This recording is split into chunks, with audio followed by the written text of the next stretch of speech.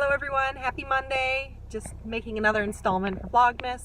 Wanted to keep you guys updated on what we're working on and some upcoming videos that I'm hoping to get together for this weekend to share with you. I've been very inspired watching everyone else's Vlogmases, a lot of the decor videos as well as the crafts and projects like that. So I may do a holiday decor video, even though ours is very minimal, I guess, compared to some of the other videos that I've seen. We have not bought any new decor this year. I don't expect that we will, but it would be nice to put some things together, at least so we could do a little video to show you some of what we have around our home, what we like to display year after year. Most of it are things that have been gifted to me or handed down to me, and slowly but surely my husband and I are creating our own collection and sort of working on our own traditions. That is one of the things that I talked about today with some of my colleagues. The people who I work with are more than colleagues. I spend more time with them sometimes than I do my own family, and they mean a lot to me. They are like sisters and brothers, and I like bouncing ideas off them. And today I was trying to get a sense of meal-wise what people do for Christmas Day. And Christmas Eve. In my house growing up, those were two big holidays. As I was I guess a school-age child, and through high school, even in college, Christmas Eve was always the night we spent together as a family. There were years that we went together to church for Christmas Eve Mass, and then came home, did a family dinner together. It was often prime rib and like potatoes and sort of fixed things that go with it. And then we always had some sort of special dessert.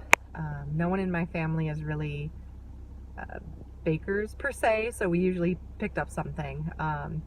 Whatever sounded good that year, we'd get a dessert from the store or a local bakery, something like that. And then Christmas Day was a little more traditional. Often family came over, but it would be things like pork loin and mushroom gravy, sometimes Polish meatballs. My mom does with I believe it's a veal, pork, and beef blend of ground meat that are then rolled into balls with tiny minced onions mixed in, and then breadcrumbs, and then they are like pan fried in a shallow fry, I think is what they call it, and then reheated in the mushroom type gravy as well. Those are our version of Polish meatballs. Every year was a little bit different, but typically something like that, a meat dish of some kind and some fixings to go with it.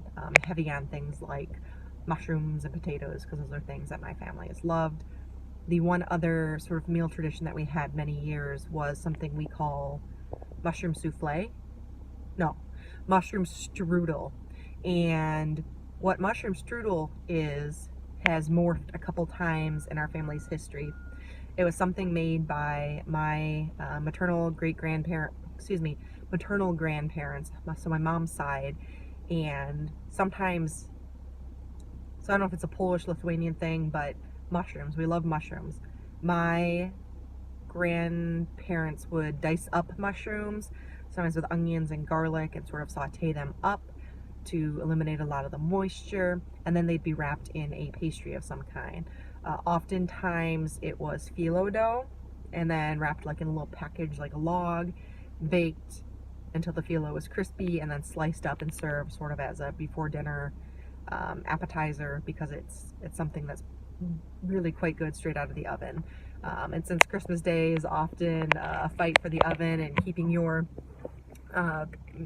whatever side dish you brought warm, we usually just had it before dinner to eliminate one more thing that needed to be in the oven. So that's something we've always loved. There were versions my grandparents did where it was in a puff pastry instead of the phyllo dough.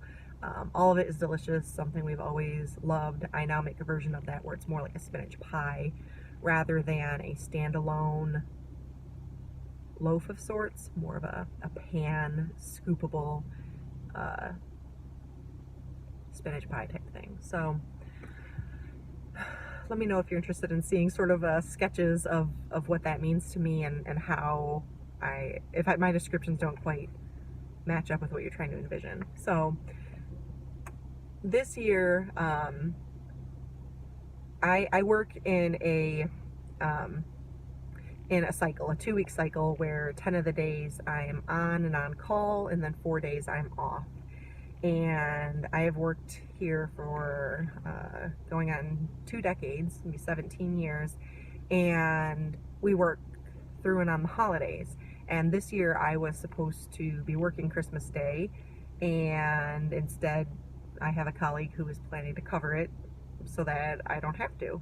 But it's a great thing, but it's a surprise to me. So I don't have plans. I don't have an invitation. I don't have anywhere to go on Christmas Day because we've been planning with all our families alternative dates because of the fact that I have to work Christmas. So now that I don't, we don't have plans.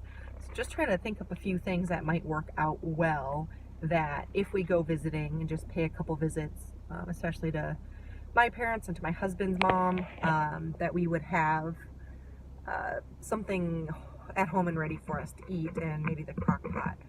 And so I was asking my colleagues kind of things that they've done and what Christmas Day is like for them, what that means. And the overwhelming answer I got from my 2 colleagues was that they like it to be low-key, something that just gets thrown in the oven, and when it's done, and you can eat it hot, you can eat it lukewarm, you can eat it cold later in the day through the microwave. So things like party potatoes or cheesy potatoes, as some people say, ham, which sounds great to me. That might be something we do. And then I got this idea that maybe we would do something in the crock pot that would just be ready and kind of making itself and if we paid visits, or if we end up going to church Christmas morning. I am still on call Christmas Eve and through the very early part of Christmas morning, so that kind of eliminates the ability to go to Christmas Eve Mass, midnight Mass, some of the morning Masses. So we're just kind of have to do whatever's going to work in with the work schedule that I still do have. But a crock pot meal will definitely fill those gaps. I actually pulled up a recipe and emailed it to my husband. It's a cider braised short rib crock pot something or other. You cook the potatoes in with it, and then you take them out and mash them separately. That sounds like all my kind of style. We have been, in general, as a family, trending towards plant-based. Mostly myself, to some extent, my son, who is still just getting into, not getting into salads, but still learning about all sorts of foods. We're just conscious of it and try to be very purposeful with the meat that we do eat and when we do eat it. But I think crock pot Christmas short ribs sounds pretty good. I'd have to, my husband is my main consult for all things meat. One of the main reasons I, in late high school and college, didn't eat a ton of meat was because, firstly, I couldn't afford it, and then secondly, because I was in college, and secondly, I didn't know how to cook it. In some of my living arrangements, I didn't have the ability to cook it. You know, we were supposed to eat in the dormitory, what do they call those? Like the cafeterias. And so yeah, I didn't eat a lot of meat. Where I went to school had tons of non-meat options. Just sort of a town celebrated for diversity and options, especially when it comes to food. So I always had really great choices that didn't have to include meat. So I took a lot of, I took those opportunities when they came.